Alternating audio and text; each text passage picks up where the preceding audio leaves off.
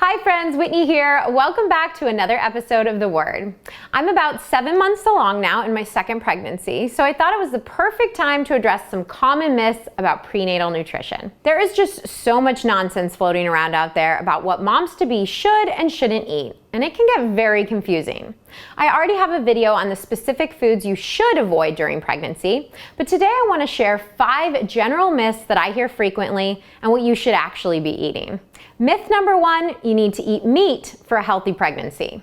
Because meat is rich in protein and iron, 2 essential nutrients for growth and development, many people believe it's a healthy food for moms-to-be. It's true that moms need to eat protein and iron, but we don't need to get it from meat. In fact, when you look at the research, we actually find that pregnant women who eat a lot of meat during pregnancy have more prenatal complications and their children have poorer health outcomes.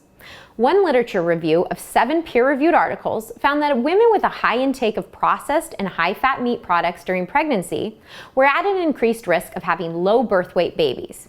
Low birth weight is a risk factor for many non-communicable diseases later in life, including obesity, heart disease, and diabetes. Meanwhile, women with a high intake of fruits and vegetables were more likely to have babies with normal weight gain.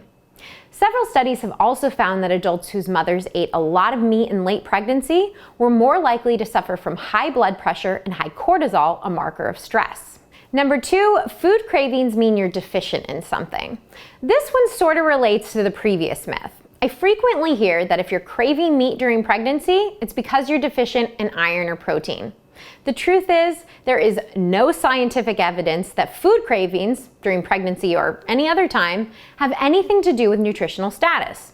Researchers believe that food cravings are more likely tied to emotions. During pregnancy, we crave comfort. If burgers were a food that you enjoyed at some point in your life, your cravings are likely tied to that emotional attachment. During my pregnancy, I craved bagels and cream cheese, pickles, and cinnamon rolls, all foods that I have fond memories of enjoying as a kid. An exception to this is a condition known as pica, which is not exactly a food craving, but kind of related. Pica is a compulsion to consume non-nutritive items like ice chips, dirt, or paper. This condition is linked to iron deficiency, and pregnant women are more likely to experience it than non-pregnant women. Number 3, a low-carb diet will prevent or treat gestational diabetes. Sorry, no. It may seem counterintuitive, but carbohydrates, which temporarily raise your blood glucose level, are not the culprit behind chronically elevated blood sugar levels seen in gestational diabetes. GDM is a multifactorial condition, and there's still a lot we don't know about it. But the truth is, it's more important to avoid high saturated fat foods that impair the functioning of insulin, the hormone that controls our blood sugar, than to control foods that actually raise our blood sugar. In fact, research shows that a high carbohydrate intake both before and during pregnancy is actually associated with a reduced risk of the disease. One study found that pregnant women with the highest intake of meat, fish, and eggs were almost twice as likely to suffer from gestational diabetes as women with the lowest intake of these foods. The same study found that women with a high intake of rice, wheat, and fruit had about half the risk of gestational diabetes compared to women with the lowest intake of these foods. Now, I'm not suggesting that you go bananas on high glycemic refined carbohydrate foods and beverages during your pregnancy. What I'm saying is that fiber-rich carbohydrates are a vital part of a healthy pregnancy. It's also important to note that low-carb diets, which are advised against during pregnancy by the majority of medical groups, may actually put babies at a higher risk of birth defects. A recent study found that babies born to mothers who were restricting their carbohydrate intake were 30% more likely to have a neural tube defect. Number 4, you don't need supplements if you eat a balanced diet. In theory, you could get all of the nutrients you need from whole foods. In reality, most of us fall far short of this, and pregnancy is not the time to mess around. For most adults, a slight nutrient deficiency can be easily corrected with no long-term complications. But during pregnancy, a nutritional deficiency could result in permanent damage to your developing baby.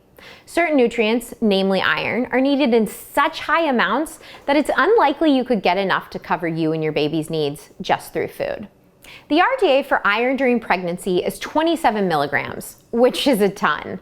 To put that in perspective, you'd need to eat over 6 cups of black beans in a day to get enough, or 33 ounces of sirloin steak. And as we discussed earlier, that's a horrible idea. Prenatal multivitamins and supplements cover nutrient gaps and provide a form of insurance on days when our intake is less than ideal. I'm looking at you, first trimester. If you need advice on proper supplementation, I'll leave a link below with my recommendations. Number 5, you're eating for 2. This old saying seems to persist even though most medical professionals now inform moms that it's just not the case. I often hear a different iteration of the eating for 2 myth though, specifically in relation to protein. Most moms-to-be know that they only need an additional 350 to 450 calories during the 2nd and 3rd trimester. But what many don't seem to understand is that this slight increase also applies to protein. Pregnant women are always worried about getting enough protein, but the fact is, most adults already take in way more protein than they need. During pregnancy, you only need about 25 grams of protein extra per day. That's really not a lot. You can get that additional protein with a scoop of protein powder or an additional 2 servings of beans a day.